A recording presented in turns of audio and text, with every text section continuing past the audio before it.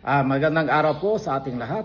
Araw po ngayon ng Pebrero 17, 2026. Kahapon po ay marami ang nagpadala ng mensahe sa aking messages na kung saan ay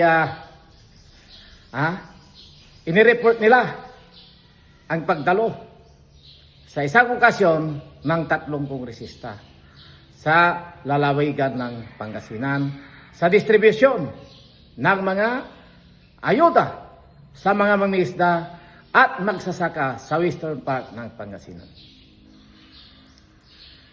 Binatikos ng mga mamamayan ng Pangasinan ang ginawang pagdalo ni na Congressman Arthur Celeste ng unang distrito ng Pangasinan, Congressman Mark Cubanco ng 2nd distrito at Congressman Brian Poe ng FPG Party List sa distribusyon ng mga materyales sa mga gumagawa ng asin at sa mga magsasaka na isa lamang ito sa programa ng Bureau of Fisheries and Aquatic Resources ng Region Kamakailan. Bakit sila nandoon? Ano ang kanilang pakay dyan?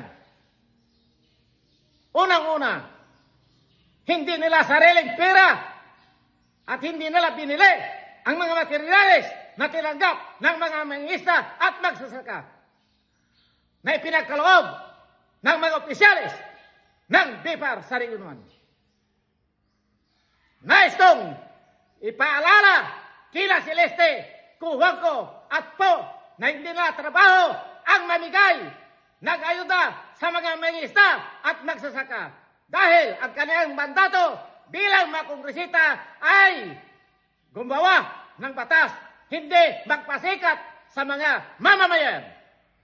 Sayang ang ibinabayad sa inyo na buwis ng taong bayan.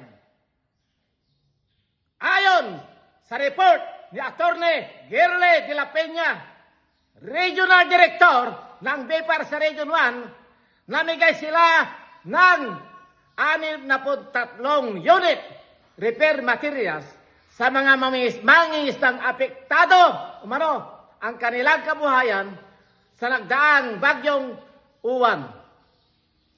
Pero kasama ni De La Peñang namigay ang 3 kongresista bilang dekorasyon.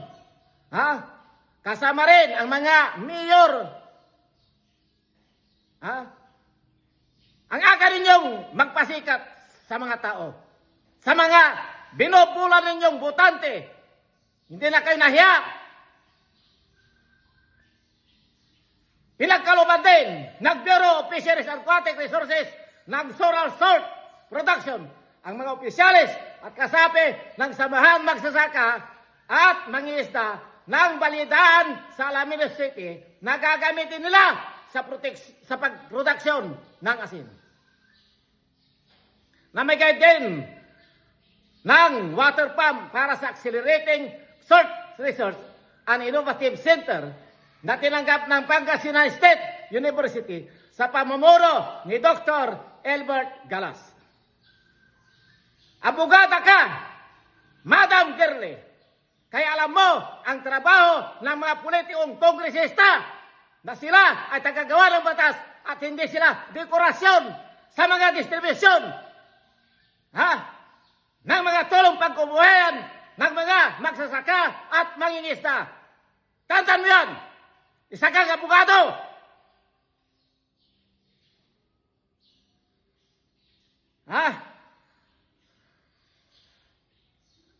Tama ba ako, Madam Girle, o hindi? Ang hirap sa inyo, Madam Girle, kumakapit ka sa mga politiko, mga kongresista. Tignan mo ang kapulastukan mo, Huwag mong gagawin yan. Pera ng taong bayan yan. Yung dinidistribute nyo na pinambili sa mga yan.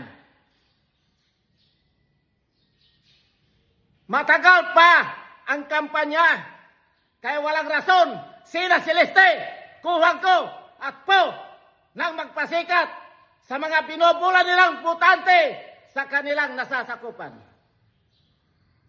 Bakit nandyan si Kuhangko samantalang wala naman magsasaka, mangingisda na galing sa kanyang nasasakupan?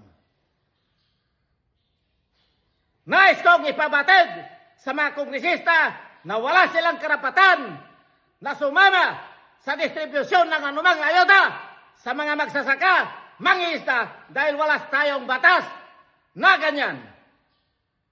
Maraming salamat po sa inyong panonood.